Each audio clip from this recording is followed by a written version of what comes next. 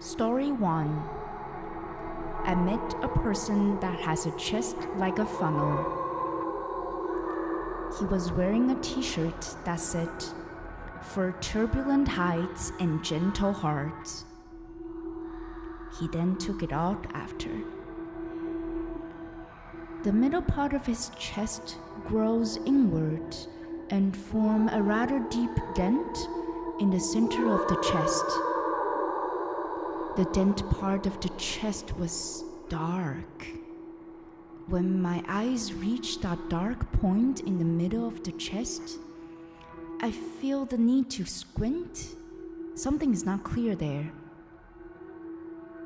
I started imagining the shape of the chest is like a silent and stilled tornado. He opened his mouth. Words came out of it in sound. You can touch it if you want. I know he was referring the it to his chest. I don't understand why he suggested that, but it didn't feel offensive. It was just a pure suggestion. So I reached out of my hand. I touched his chest. The density of the skin was lighter than what I thought the human skin would feel like. Extremely soft texture and hollow.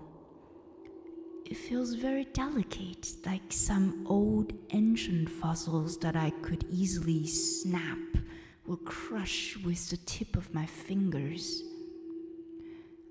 I don't dare to put too much pressure on it. I follow the hollowness. The part of the skin that I touched became even lighter. A tunnel grew under my hands. I feel somehow I could climb into the hollow space, so without hesitation, I started climbing into the funnel chest. There was a vibrating humming bass coming from the chest while I entered.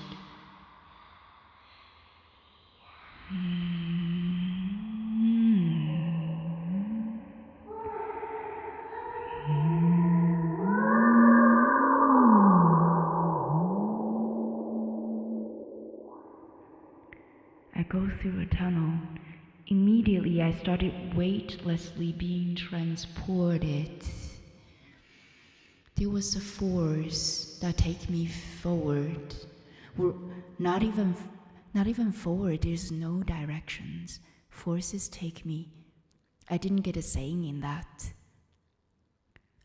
There's a voice that told me I've entered a space or a moment, and where there are many different ways to be absolutely right about everything.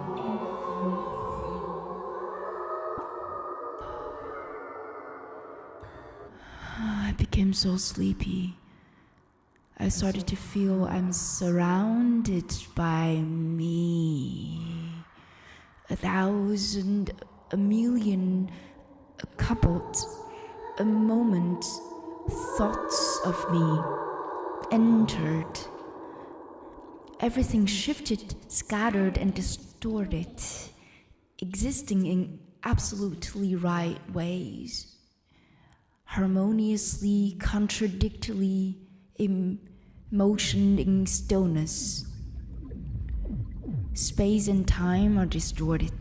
I don't even know how to continue talking about this story. Linear communication doesn't work anymore. I need to.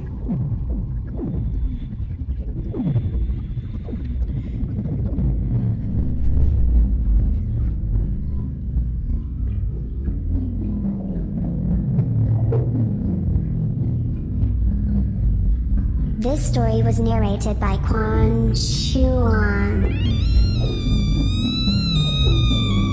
the vast universe of possibility, I'm lost.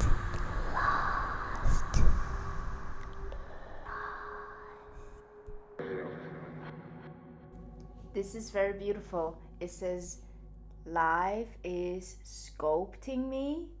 Let it finish its work. I'm all pretension and no game, but I know I've got your attention, so ready up your monocles. This is a self-dissection. Put down your weapons. Ooh. This is an ego injection.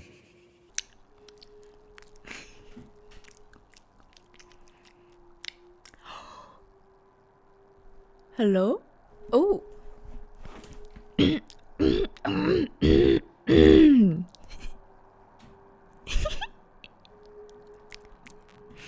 Okay.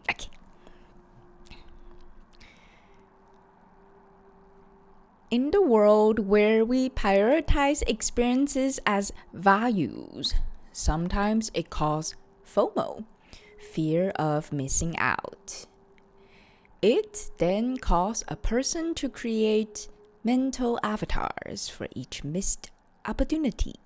Each time they feel like they're missing out on an event, an idealized version of them exists in that event, enjoying the experience, collecting the event. So they wish these avatars would come back at the end of the day, report the event, collecting all the experiences into this one body, one timeline, splitting selves, triple experiences, or even more. Supposedly. Oh, how do you count experiences? Oh, can we quantify the experiences? But over time, these idealized self multiply and fragment their original sense of self, leading to a fractured identity where the person is mentally scattered across various moments that they never actually experienced.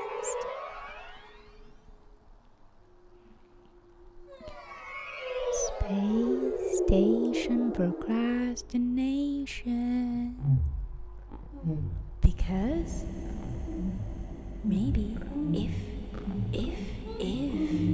all this scattered information add up in you.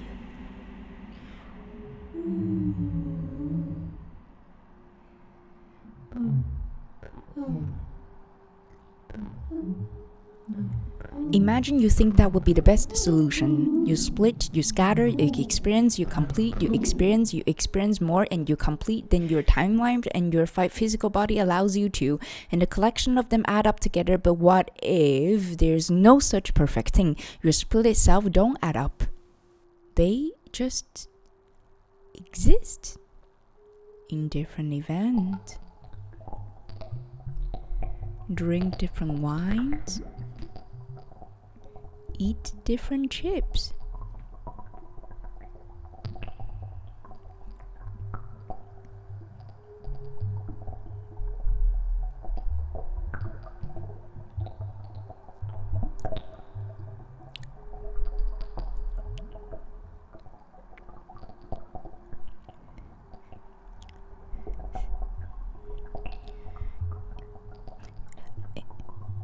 Emotional fragmentation, where the person feels disconnected from their social circles despite being physically present.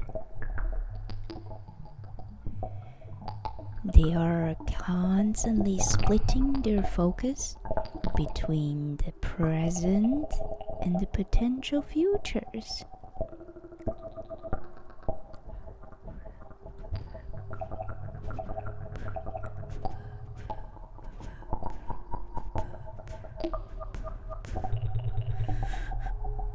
Leaving them stuck in a fragmented state of mind.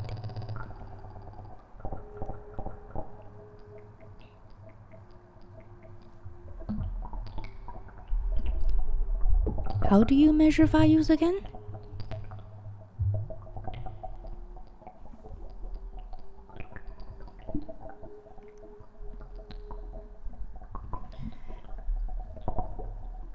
Do I have the golden paradox of self? Golden paradox of self.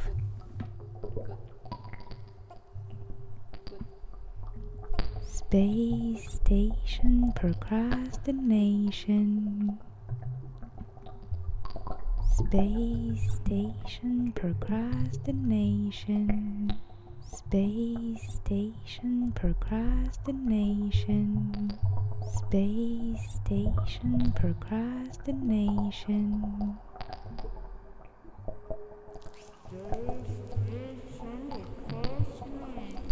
What? What's the name? What's the name? Oh,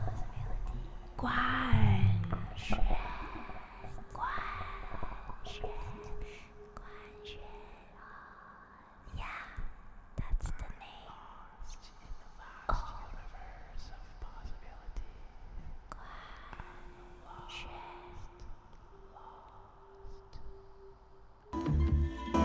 Stay locked in for the last 10 minutes. We have a story from Quan Chun Lee.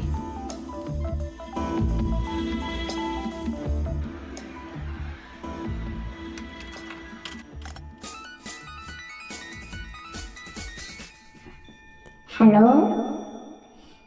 Hello? My name is Guan Xuan, and recently I'm making a new performance around whimsical. There are these miniature figures that are made in Japan of like these gachapon toys. So you could buy them in these special vending machines, and you get like a transparent ball, and inside you get this little mini toy of Fujiko. And Fujiko are they're built specifically to stay on the side of the cup, and they make all these whimsical gymnastical poses, sometimes against gravity, and they just stay permanently on the side of your cup.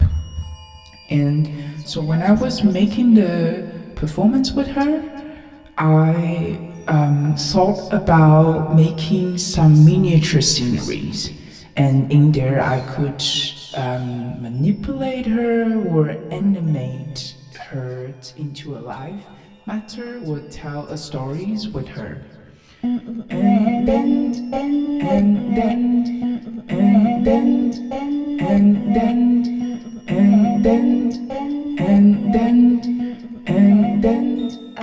I thought about, what kind of materials or qualities would express different variety of feelings. And one of it that always comes into my mind is the topic of freedom. And speaking of freedom, if in the materiality, most of the people think about elements like clouds or birds or wind or whatever you can associate with the feeling of restriction-free, unknown, flying, lightweight. But then that also makes me think of like, but for example, as a stone, aren't they free? Like, why not? Just because they're more heavy? or just because it doesn't have mobility? Or what about Fujiko? She's in a permanent position that has technically a restricted mobility, but she's also in a position that is extremely mobile, but she has to stay in this extremely mobile position forever. Then does that make her free? Or when she stays under a cup and against gravity? Does that also make her free? But then in the scene, I was thinking, okay, I can make her feel free, or I can make the people who watch her feel somewhat the feeling of free whatsoever. But then I thought, is it a little arrogant that I'm thinking for her, or I'm thinking for the stone, or I'm thinking for the bird, that they feel free? It's a little bit like a rabbit hole that you just keep going in. Yes, and the rabbit hole it was indeed.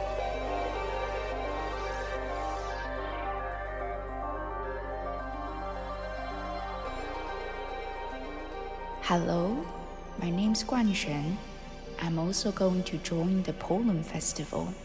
I'm looking forward to see you all there. Hey everyone, this is Guanxuan, aka Shen to the Second.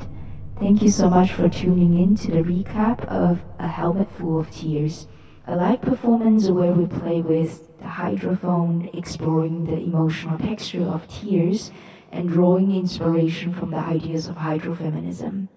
This piece was co-created with the brilliant Airside. A big thanks to everyone who came out to support us at the Poem Festival at 19 Radio. It truly meant so much, and it was amazing to share that evening together. A special shout out to the Cloud Chambers of the Primordial 808 for inviting me to be part of such unique and beautiful event. And a huge thank you to Airside for bravely jumping into the experimental idea with me, and for all your beautiful ideas and inputs throughout the process.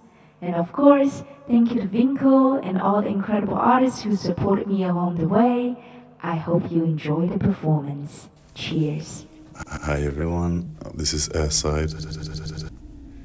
A couple weeks ago we performed this piece at Poem Festival.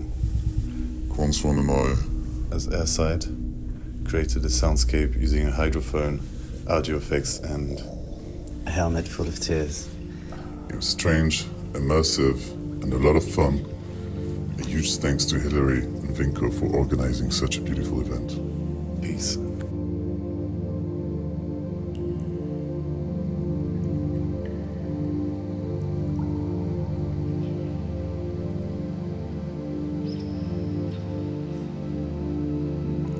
What do you hear? Did you hear it? What are you searching for?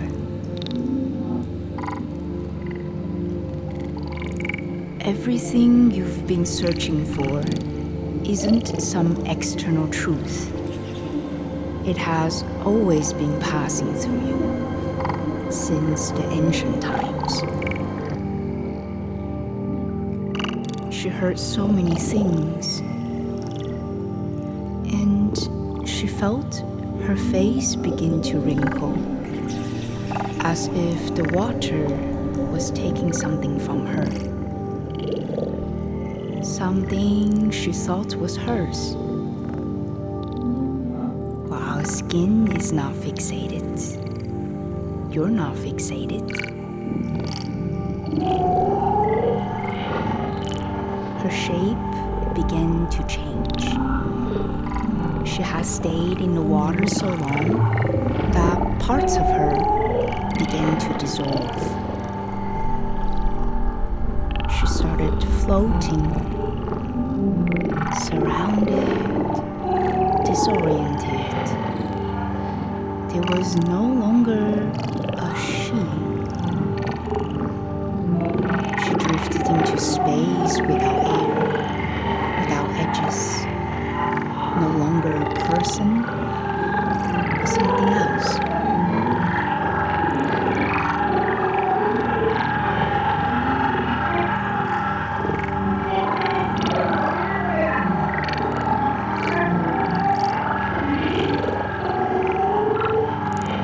A collective consciousness.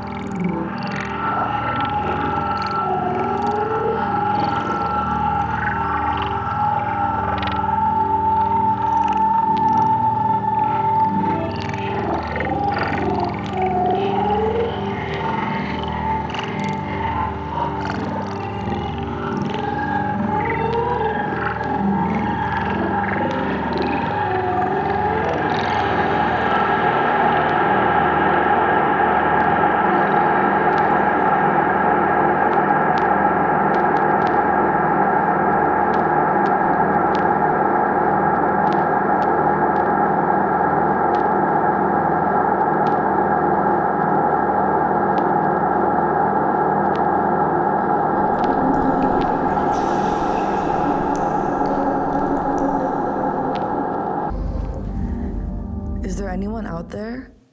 Can you hear me? The forces of love are far-reaching prayers for union and understanding. Let's check that cosmic voicemail again and see what kinds of wishes we can grant for special caller H. This letter I address to two parts of the idea of home to me. I live on the in-between island that was built from the love I receive from different directions. Sometimes I fear that the two directions are too different, that I have to choose one and let go of the other. This is the old and the new. But I wonder instead, is there a way I can build a bridge between them? Because despite the differences in these people, I know fundamentally that they can understand each other. They all found love in me. Dear my parents and my sister, I have so much love for you, even though there was a lot of resistance from me when I was confused and learning how to love years ago. And I feel maybe now I'm always trying to get to know you as people, and I've never fully known you. Still, despite the fog, there's a real and lasting love I found in my heart, and I hold in my heart for you, for your peace, happiness, and well-being. And with this fog, I think it's wild that you're also blindly trusting me as a person. Thank you for all the things you have done for me, and are still doing for me. I know deep in my heart, I will keep trying to walk towards you, all of you, in my way, expressing my love for you, hoping to provide a platform that you can land, you can open up, you can trust, you can love, and you can get to know me. And I wish, I know I need to keep trusting my ways of growing, so I can keep showing up for you with an open heart.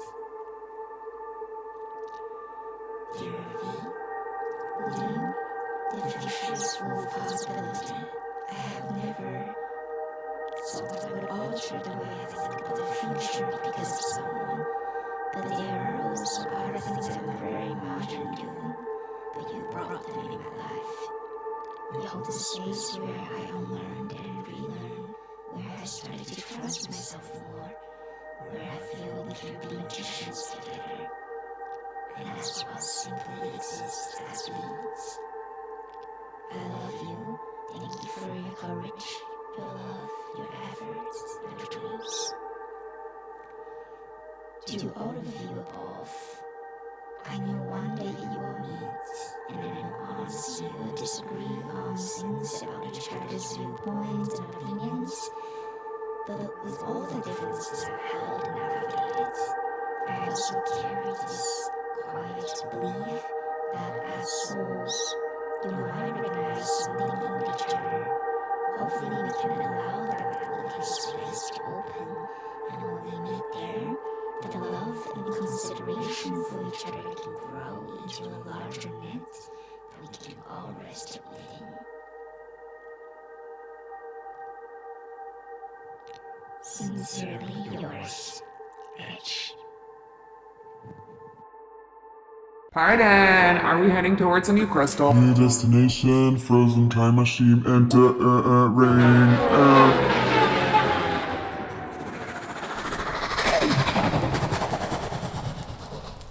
Kids, come closer. Let me tell you a story about a period of time where time doesn't move anymore. It is about the story of an earthling. An earthling is a person from this planet called Earth, which is not so far from our planet. This earthling tries to stop time. The story says that there was one earthling that was so afraid to get old. We don't really have that concept here, but from what I learned, old is a word humans use to measure how many years a person has traveled compared to most others. So back to the story. This earthling spent his whole lifetime inventing a colossal machinism designed to suspend planetary motion, to lock the orbits of every celestial body in place, a way to pause the universe and freeze the flow of time. He called that the frozen time machine. If nothing moves, he thought, then time won't go. If Earth stops spinning and circling, I'll never grow old. And with that in mind, he worked and worked almost his whole lifetime. He started building the machine when he was 20, and by the time he's 60, he's finally finished it. A masterpiece, he thought. He got on a rocket, going into the space with this machine he made. What a magnificent machinery, he thought. He treated it like his lover. They went into the universe, he danced with the machine in a weightless space. He falls in love with his creation, falls in love with the idea that he will not be aging anymore after he does the operation. He even felt younger than before already. After some celebration and intimacy, it's time. He turns the machine on. A tremendous force poured out, silent and enormous. The planets hold it. Earth paused, the moon, the other planets, the sun itself. Everything stopped moving. It was a weird weightlessness, one that was sort of strange, like breathless, but also a little sticky. He was so proud of what he did. He thought he would return to Earth as a hero now that he stopped time and nobody has to age anymore. But as he was getting back into the rocket, a terrible realization crept in. He, as a living being, had not stopped. His blood still moved. His cells still changed. He had only removed the way people measure time, not the way bodies become. That thought drives him mad. The fear of getting closer to death. The thought of not being able to control where he goes next. Is it heaven? Is it reincarnation? Or simply just disappearing? Does he have a spirit? He was so busy making the machine, he thought of none of those questions. He's not ready to go there. He can't bear the feeling of this tick-tack, tick-tack, tick-tack in his own chest. The blood circulation. I can't deal with the renewal of cells, the sense of being alive and changing, calculating the steps that he walks towards unknown. In this overwhelming madness, he took and fitted a new knob onto the frozen time machine. Pointed at himself, he blasted the frozen force into his own body. His body bloated, blurred. The force was inside him and around him. He was squeezed, stretched, twisted. At one point in the midst of it all, he was no longer a single piece. His consciousness slipped out of his skull and moved everywhere at once. There was possibly no longer the concept of old anymore, because time hasn't moved since the planets were not moving. He was no longer a human, so he doesn't need to count that time. In that unique way, his desire came true. His remains scattered, large pieces threaded themselves into other matters of the universe. Fragments of the frozen energy crystallized through the universe. And somehow, that second blast loosened the lock. Planets began to move again. On our planet, the atmosphere contains those frozen particles, microscopic bits of stopped time. The explosion didn't just freeze and unfreeze, it folded dimensions. Our planet sits in one of those folds between frozen and moving reality, which is why from time to time you feel a feeling of traveling in the past or future. Fragmented memories, deja vu. Memories arrive before events. Being young and old at the same time, we're feeling lost and unsure how to measure yourself with the linear ways. Time on this planet is not constructed in a linear way. If you have calculation, you also have starting point and ending point, so you calculate the middle. With all the unknowns on this planet, we almost always can only calculate based on the now. Or from time to time, we travel past and future, or mixture of in between, where I'm here, but my mind is there. Or you're here, but you see me in your mind like another me. That's the story of time, the multi-reality that we live on this planet. Kids, next time I will tell you the story of why you feel lost sometimes and how to find your way back. Where's back and where you want to go.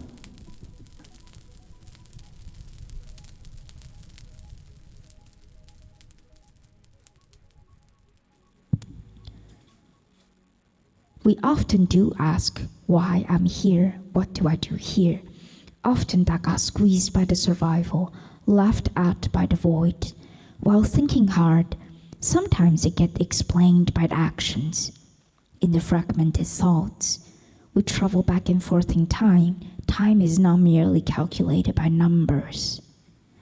If you're unclear, maybe we can take that frozen time machine. I heard it's still floating somewhere in the universe, and we can blast it again towards the sky and take us onto another time structure and see what else does it tell about being a human being feels like. What you just heard was a story of the talented Quanchen, pronouns she, they, a multidisciplinary artist that has appeared and will continue to do so multiple times in the cloud chambers of the Primordial 808.